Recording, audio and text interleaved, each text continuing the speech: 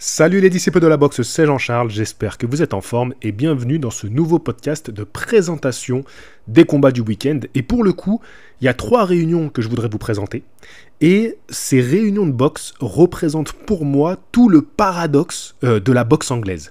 On va avoir 3 pays totalement différents, on va même être sur 3 continents différents. Et vous allez voir que dans les événements qu'on va présenter aujourd'hui, que je vais vous présenter aujourd'hui, et dont on va parler, ça représente tout ce qu'on peut voir, des facettes, des différents visages des événements de boxe. Ça va être assez cocasse.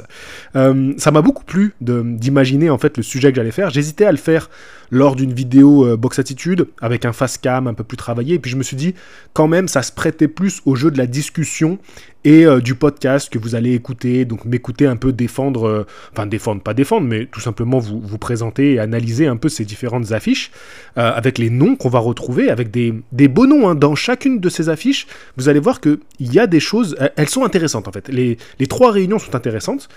Et donc je pense qu'elles valent le coup d'être défendues lors d'un podcast. Et je reviendrai sur notamment 2 événements particuliers lors de vidéos Box Attitude qui sortiront demain si tout va bien et après-demain. Et je vais vous expliquer un peu le programme de ma semaine également. Alors pour commencer, je vais donner dans l'ordre de parution des galas. Donc le premier c'est le 20 juillet. Donc ils ont tous lieu le 20 juillet, mais selon les horaires, ils ne seront donc pas à la même heure. Normalement, si je ne me trompe pas, le 20 juillet au Japon, ça veut dire que pour nous, ça sera dans l'après-midi, donc le samedi prochain. Et donc c'est à Tokyo, et vous savez que les Japonais, les petites catégories, c'est là où ils sont les meilleurs, et pour le coup, vous n'allez pas être déçus avec cette première soirée, avec en tête d'affiche Junto Nakatani. Nakatani, il est en train clairement d'exploser en ce moment dans la boxe.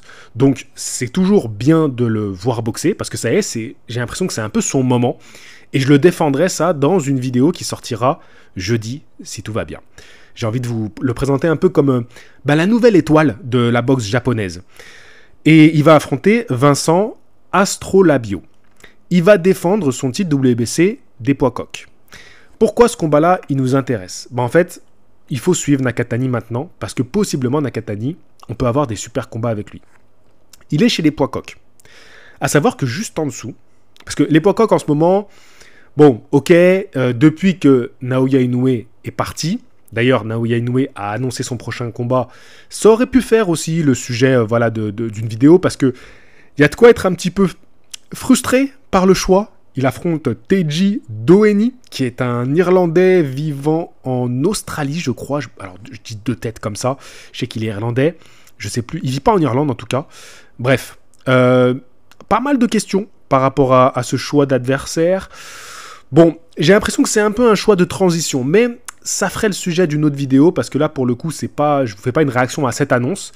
Mais je me dis, vu que je le vois un peu comme un combat de transition, est-ce qu'on n'est pas en train de nous préparer possiblement la super affiche japonaise à faire, c'est-à-dire Naoya Inoue, la superstar, contre Nakatani. Moi, j'y crois. Je pense pas que c'est complètement fou d'imaginer ça. Et donc, c'est pour ça que le combat de Nakatani, il est à surveiller. Mais aussi, dans la catégorie inférieure, les super mouches. Là aussi, il y a des choses à dire. Il y a des choses à faire. Il y a des combattants qui pourraient monter. Parmi ces combattants qui pourraient monter pour défier Nakatani, justement, on en a un qui est champion du monde, un autre japonais, Kosei Tanaka, qui va combattre dans cette carte contre Jonathan Rodriguez. Donc ça, c'est un combat à surveiller également. Ok, Kosei Tanaka contre Jonathan Rodriguez, moi j'ai hâte de voir ça, c'est pour la ceinture WBO des super mouches. Surtout que la catégorie des super mouches, elle est très intéressante. On a eu Kazuto Yoka, qui a perdu sa ceinture contre l'Argentin Martinez. Ça, c'est le combat dont on parlait la dernière fois. Super combat. D'ailleurs, j'ai vu beaucoup de personnes qui m'ont dit super d'avoir mis le lien du combat. Donc, j'espère que vous avez apprécié, surtout le combat. Donc, ce Martinez-là, il peut faire des dégâts dans la catégorie. Pourquoi pas un combat contre Kosei Tanaka ? Ou, on ne sait pas. On ne sait pas si Kosei Tanaka va forcément gagner contre Jonathan Rodriguez. C'est un bon boxeur quand même, qui est sur une bonne série de victoires. Kosei Tanaka aussi, il a connu une seule défaite contre Kazuto Yoka. Et vous avez vu, Kazuto Yoka, c'est quelqu'un. Et le combat quand il a perdu Tanaka, c'était en 2020. Donc Yoka, depuis, il a un peu vieilli. Donc Tanaka, croyez-moi, à 29 ans, il était jeune quand il a affronté Yoka, qui aujourd'hui a 35 ans. Donc c'est pas la même chose. Si aujourd'hui tu fais une revanche Tanaka-Yoka, je parie pas forcément sur Kazuto Yoka. Donc Kosei Tanaka, il est à surveiller. On sait que dans cette catégorie, qui c'est qui vient d'arriver? Jesse Bam Bam Rodriguez, qui vient de battre Juan Francisco Estrada. Possiblement, il y aura une revanche entre eux. Et on a Roman Gonzalez, qui a fait son combat de retour, et qui est directement dans le top 5 de la KT. Donc en vrai, cette catégorie, elle est en feu. Si juste un de ces noms, il monte pour défier le champion Junto Nakatani, c'est une dinguerie. Donc moi, j'ai hâte de voir ça. Et en parlant de catégorie encore en dessous, il faut savoir que Jesse Bam Bam Rodriguez, je vous ai dit qu'il était monté dans cette catégorie des super mouches. Dans la catégorie des mouches, son titre WBO qu'il avait remporté contre Edwards, va être remis en jeu dans cette soirée japonaise entre Riku Kano et Anthony Alasquaga. Donc ça aussi, à surveiller, donc chez les poids mouches. Donc vous voyez, on a 3 championnats du monde. Franchement, les 3, moi, ils m'intéressent. Je suis curieux de voir ce que ça va donner. En plus de ça, et là, on commence à rentrer dans les paradoxes de notre sport. Quand tu sais que tu as 3 championnats du monde, avec des noms comme Kosei Tanaka, ne serait-ce que lui. Maintenant, sur la fiche que je vous ai partagée, qu'est-ce qu'on met dans la carte? On met un certain Tenshin Nasukawa. Très jeune boxeur, c'est seulement son 4e combat chez les professionnels. Mais moi, ce qui me fait vraiment rire, c'est que nous, en tant que puristes de boxe anglaise, la vision qu'on a de Tenshin Nasukawa, c'est qu'il a perdu contre Floyd Mayweather dans un combat d'exhibition. Alors c'était il y a un bail, on sent qu'il s'est un peu étoffé, je trouve qu'il a un peu pris de la carrure quand même maintenant qu'il fait sa carrière chez les pros en boxe. Alors je sais qu'à chaque fois que je cite son nom, il y a pas mal de personnes qui me disent oui mais c'est un mec qui avait une belle carrière en pied-point. Alors c'est vrai, mais malheureusement pour moi ça me parle pas parce que j'ai pas du tout ce regard sur lui. Et il faut pas oublier que c'est quand même des disciplines différentes. Donc les Japonais le mettent en avant, vraiment, ils continuent à faire ce travail de communication sur lui, et c'est là que tu vois la grande différence entre des pays, notamment comme le Japon et la France, où j'imagine un Français comme un Bakary Samake, qui se ferait humilier par un Floyd Mayweather. En France, on aurait beaucoup de mal à le remettre en avant, et tu vois au Japon, t'as ce truc de... tu soutiens la petite star japonaise. Et tu la mets en avant, et les gens le kiffent, et les gens le soutiennent, et il y a un public qui est là pour le soutenir. Et moi, j'ai l'impression quand même que tu as des grandes différences entre la culture sportive au Japon, et ça va me faire la transition vers l'Angleterre, parce que voilà, la deuxième soirée dont je voudrais vous parler, c'est la soirée anglaise. Donc déjà, cette soirée, allez, je vais me mouiller un peu. Je vais dire Kosei Tanaka va gagner son combat. Je pense que ça va être le plus disputé. Junto Nakatani, moi je pense que c'est un boxeur qui peaufine un peu son style à chaque sortie. Donc je le vois encore remporter son combat. Et peut-être avant la limite. Et après, je sais pas. Entre Kano et Alasquaga, je connais pas assez. Et à mon avis, le Tenshin Nasukawa contre Jonathan Rodriguez. Attention, Jonathan Rodriguez, expérimenté, qui pourrait lui poser des problèmes. C'est un Américain qui a 25 ans. Bon, après, il reste sur une défaite. Donc bon, je pense quand même qu'il a été bien choisi. Il a battu... ouais, non, quand même, non. Je pense pas. C'est pas mal. Je pense qu'ils l'ont bien choisi. Donc, à surveiller quand même, à surveiller. Mais je pense qu'il va gagner avant la limite. Tenshin Nasukawa. Donc voilà, allez, c'était pour faire le jeu des petits promos. Promo. Il n'y a pas de promo. C'est les pronos. Mais tiens, allez, je saisis la perche que je me suis lancé tout seul. Promo.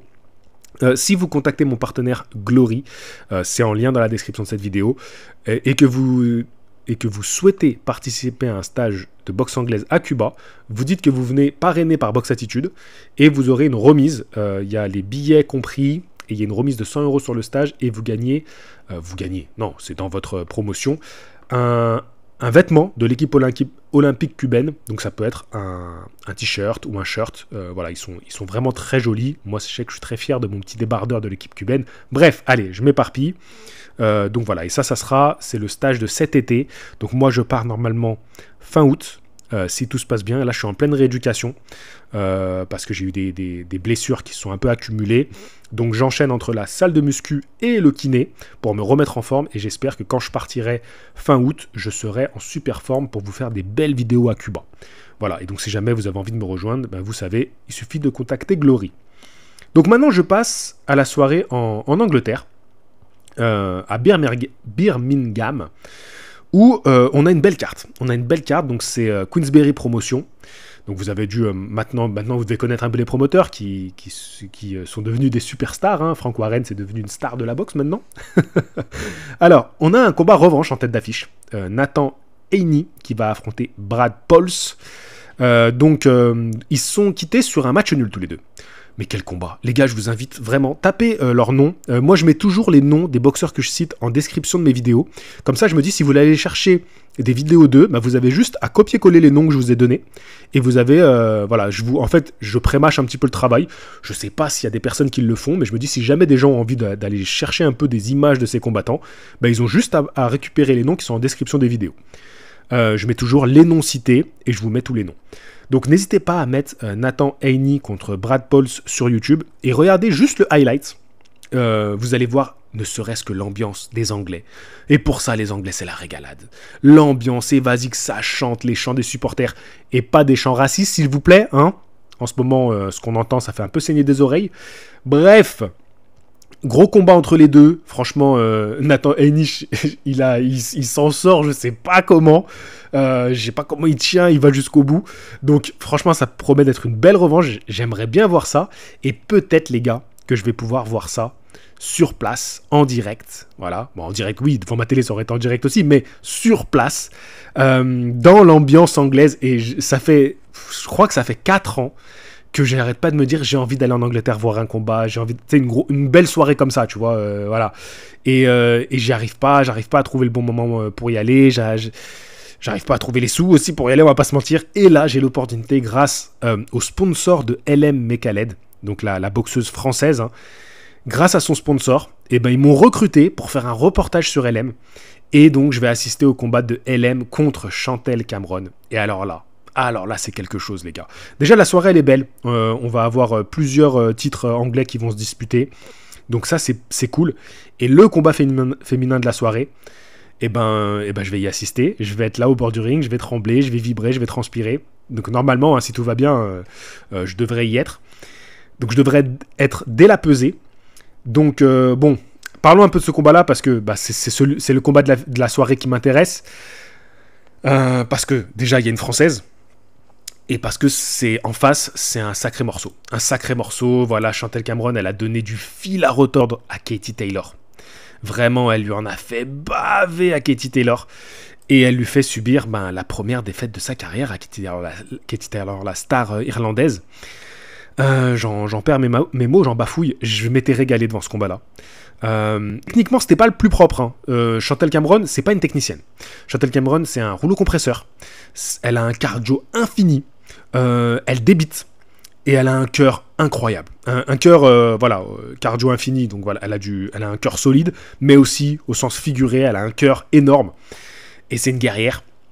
Donc, attention, c'est bourbier pour LM Mekaled, on va pas se mentir, hein, c'est un gros combat qui l'attend, mais c'est une énorme chance pour elle aussi. Ensuite, il y a eu le combat revanche de Cameron contre Katie Taylor, qu'elle a perdu. Franchement, pour moi, elle le gagne. Je vois pas comment, ils lui font perdre tous ses titres. Donc, elle était championne chez les super légers, hein. Donc Katie Taylor venait défier la championne de la catégorie supérieure.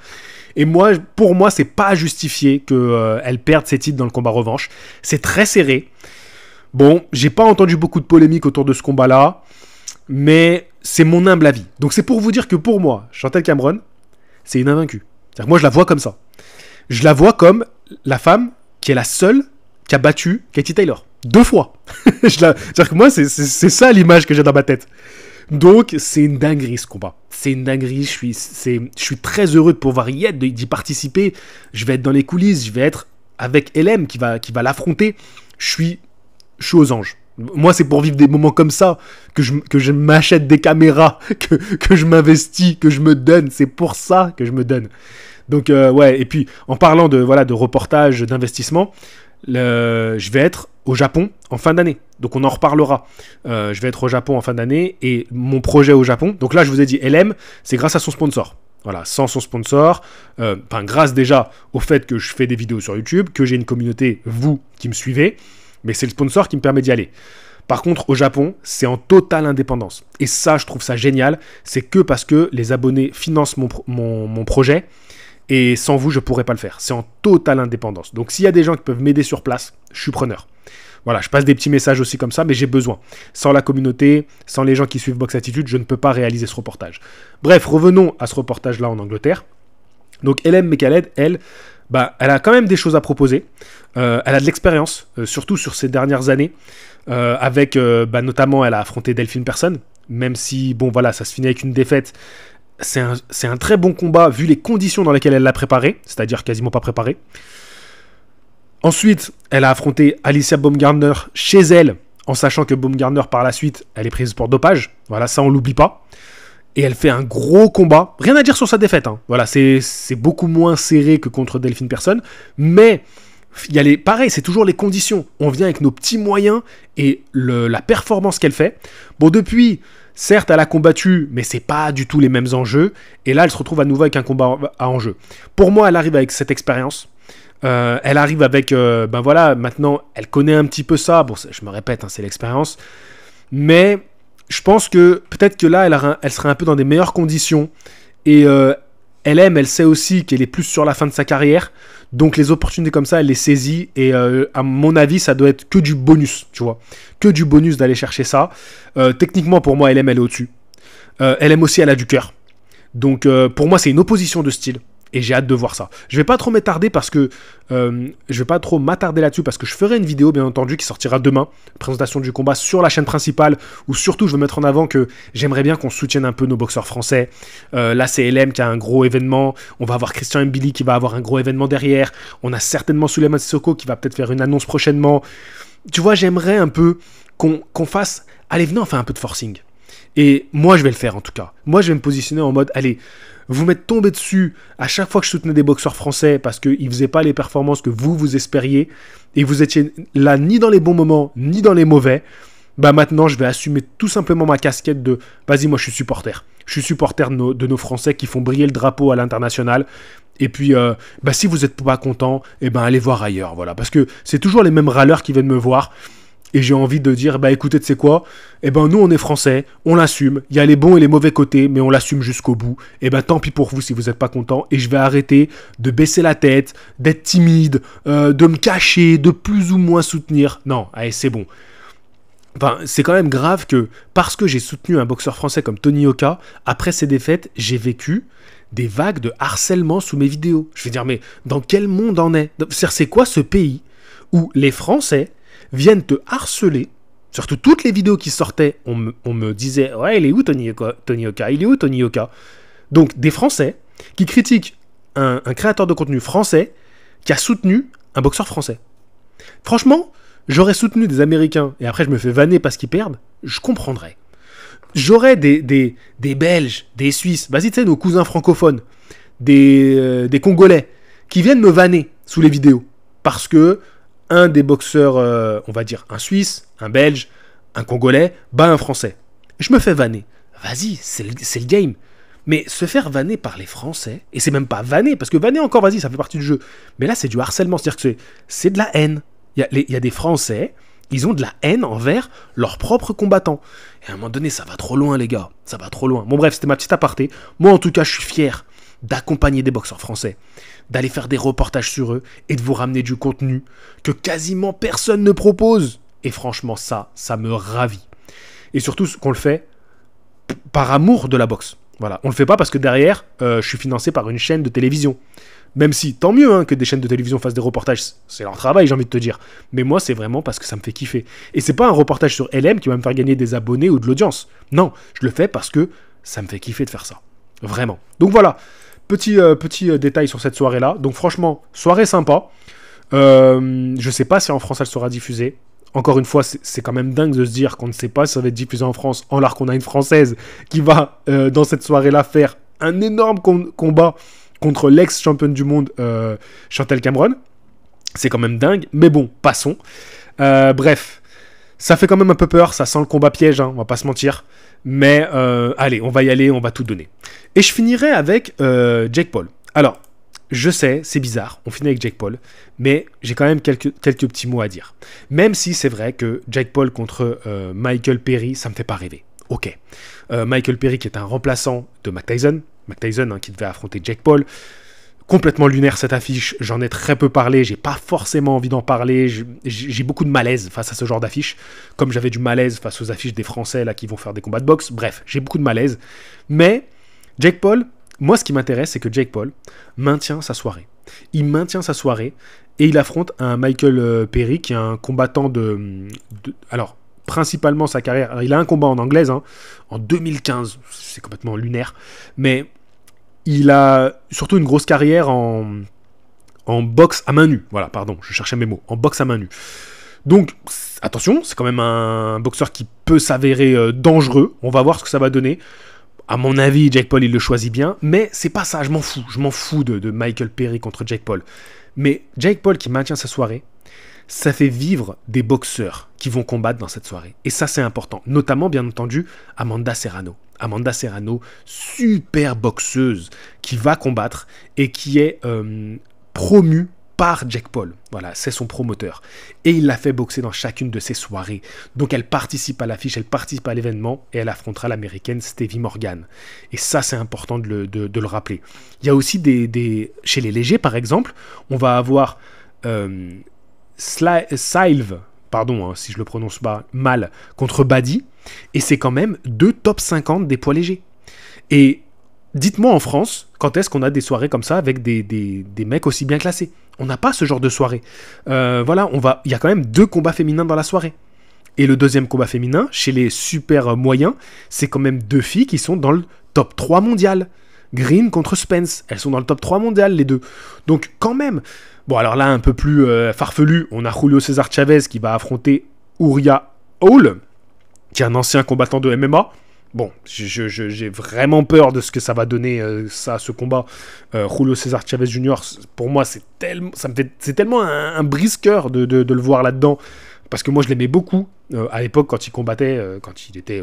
Enfin, je l'aimais beaucoup. Ouais, j'aimais bien ce boxeur, tu vois, il avait rien d'extraordinaire, mais j'aimais bien, Mais ça fait vraiment mal au cœur hein, de voir comment il tourne. Bref, mais voilà, il y a des invaincus qui vont combattre, qui vont être mis sur le devant de la scène. Donc c'est important ce genre de soirée pour quand même la boxe. Parce que Jake Paul, tu vois tout ce qu'on reproche aux influenceurs qui font des événements, ben lui, on peut pas vraiment lui reprocher parce que il fait des événements de boxe avec une activité de boxeurs qui sont là, qui boxent, qui permettent de gagner leur vie. Enfin, je vous rappelle l'anecdote qui est quand même folle. Jake Paul, quand son combat est annulé contre le premier vrai test qu'il devait avoir dans sa carrière, le New-Yorkais, le fils d'Asim Rahman, quand il doit faire son combat contre lui, que le combat est annulé parce que l'autre, il est pas foutu de faire le poids, c'est imbécile. Donc le combat est annulé. Jake Paul, il a payé tous les combattants de la sous-carte comme s'ils avaient combattu. Comme s'ils avaient combattu. Et ça, ok, Jake Paul, c'est un influenceur, je peux pas me le piffrer, mais ce qu'il fait dans la boxe, c'est pour ça, c'est tous les paradoxes de la boxe. Cette vidéo, pour moi, ce podcast, c'est tous les paradoxes de la boxe. C'est quand même dingue. Et bien sûr, pourquoi j'en parle aussi, c'est parce qu'il y aura bien son combat contre Mike Tyson, qui est donc reporté au 15 novembre.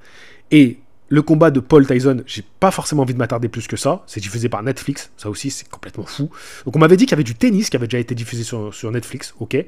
Mais moi, ce qui m'intéresse, c'est Katie Taylor contre Amanda Serrano. Et ça, c'est quelque chose. Donc, Katie Taylor, elle reste son combat revanche contre Chantel Cameron. Amanda Serrano, toutes les deux sont en fin de carrière, toutes les deux sont plus dans leur prime, mais elles nous avaient donné un combat tellement fabuleux, le combat aller, que j'ai envie de voir le combat retour. En espérant que Amanda Serrano gagne contre Katie Taylor. Et ça mériterait que je fasse une vidéo sur les deux.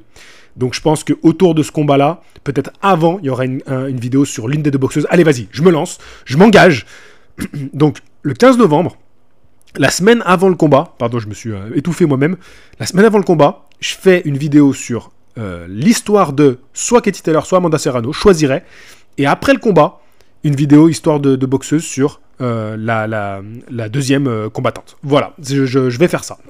Donc j'ai hâte de voir ça, et pour ça, je suis content que Tyson et Paul se retrouvent sur le ring, parce que ça fait venir des sponsors. Faire venir des sponsors, ça fait remplir un gros cachet, et ce cachet il est redistribué sur les boxeurs de la carte, et ça revient à 2 boxeuses qui le méritent parce qu'elles ont des carrières extraordinaires. Et j'ai envie de finir ce podcast sur cette bonne note. Après je vais l'arrêter parce que je suis en train de m'étouffer complètement. Voilà, je me suis donné, j'ai donné du cœur dans ce podcast. Merci de m'avoir écouté, je vous dis à la prochaine. Fighting!